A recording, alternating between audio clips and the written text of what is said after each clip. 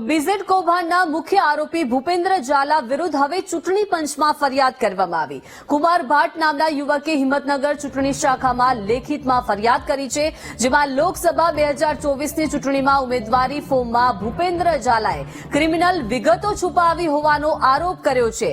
ફરિયાદીએ આક્ષેપ કર્યો છે કે વર્ષ 2018માં ભૂપેન્દ્ર ઝાલા વિરુદ્ધ હથિયાર ધારા હેઠળ ફરિયાદ નોંધાઈ હતી।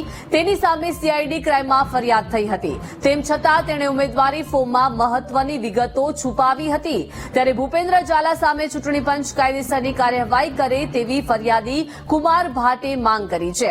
મહત્વનું છે કે લોકસભા 2020ની ચૂંટણીમાં સાબરકાંઠા જિલ્લાની બેઠક પરથી અપક્ષમાંથી ભૂપેન્દ્ર ઝાલાએ ઉમેદવારી નોંધાવી હતી અને હવે તેની સામે આ ફરિયાદ થઈ છે।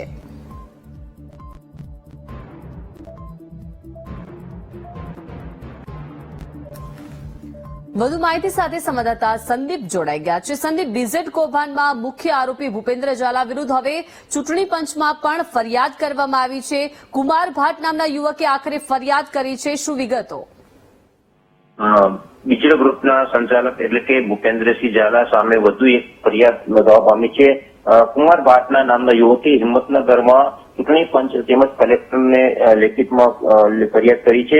ભૂપેન્દ્રસિંહ ઝાલાએ 2024માં ચૂંટણી પંચમાં વિગતો છુપાવવા હોવાની પણ ફરિયાદ સામે આવી છે। એટલે ભૂપેન્દ્રસિંહ ઝાલા આર્મ એક્ટ હેઠળ જે ગુનો અમદાવાદમાં નોંધાયો હતો, તેમ છતાંય પણ તે માહિતી છે તે એફિડેવિટ જે કરી હતી અને ચૂંટણી પંચમાં જે આપવાનું હોય છે તેમાં આ જે વિગતો છે તે છુપાવી હોવાનું આ સીઆઈડી જે ભૂપેન્દ્રસિંહ ઝાલા છે તેની સામે આ ફરિયાદ નોંધાઈ છે।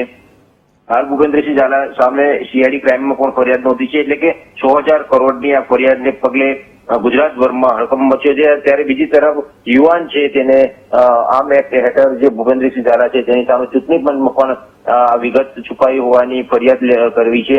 17/11/2018 જે છે તે દરમિયાન અમદાવાદમાં નિકોલ પાસે તેમ હથિયાર બિન લાયસન્સ દારૂ હથિયાર તેને સાથેથી પકડાયું હતું। તે વખતે આ જે વિગત છે તે ચૂંટણી પંચમાં છુપાવી હોવાનું હાલ સામે આવે છે, જેને લઈને કુમાર ભાટ દ્વારા આ લેખિતમાં ચૂંટણી પંચમાં ફરિયાદ કરી છે। જી આભાર સંદીપ, વિગત